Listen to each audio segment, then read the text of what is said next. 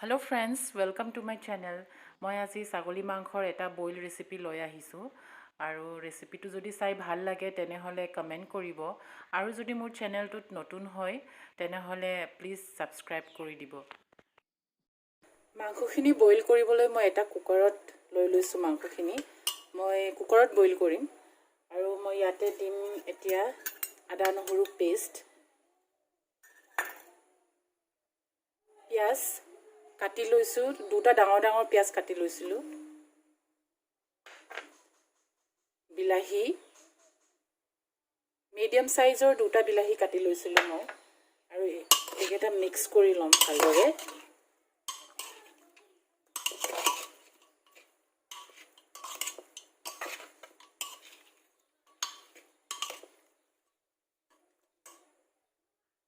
আৰু দিম ইয়াতে মই জালুকৰ গুড়া,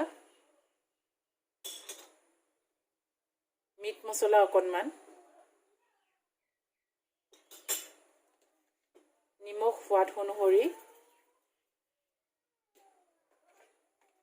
আৰু হালধি অকণমান দিম।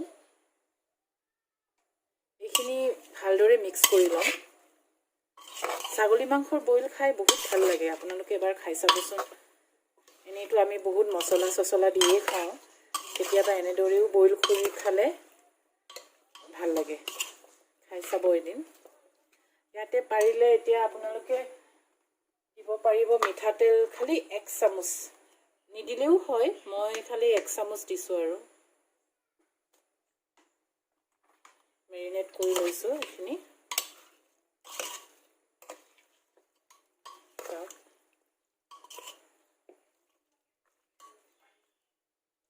এতিয়া পানী দিব লাগিব, পানী বহুত বেছিকৈও দিব নালাগে, অকণমান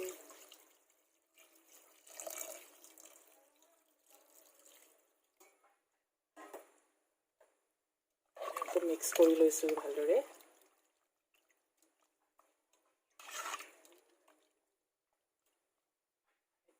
আৰু এটা বস্তু দিব পাহৰিছোঁ মই, ইয়াতে মই আলু এটা কাটি থৈছিলোঁ, আলুখিনিও দি দিম। আলুখিনি দিলে গ্ৰেভিটো ঠিক হ'ব আৰু কিছুমানে মাংসত আলু ভালো পায় ন, আলু এটা কাটি দিছোঁ আৰু এইখিনি গোটেই মিক্স কৰি মই 5টা হুইচেল বাজিব দিম।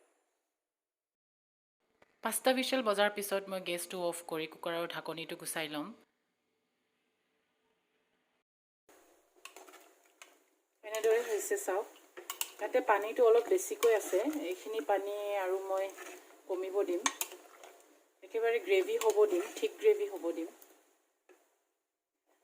ইয়াতে মই এতিয়া দিম জলকীয়া, এইটো ঘৰতে শুকোৱা জলকীয়াৰ গুড়া, এইখিনি দি দিম 1 চামুচ।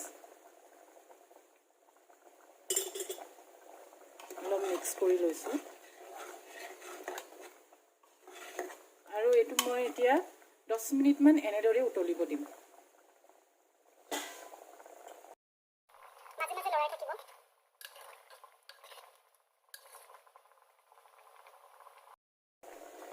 পানীখিনি কমি আহিছে আৰু চাওক,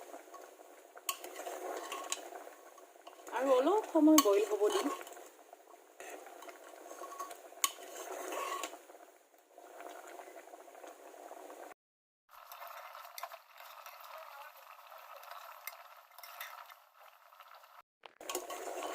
মাংসখিনি সিজি গৈছে আৰু গ্ৰেভিখিনিও ইমান ধুনীয়াকৈ ঠিক হৈছে চাওক।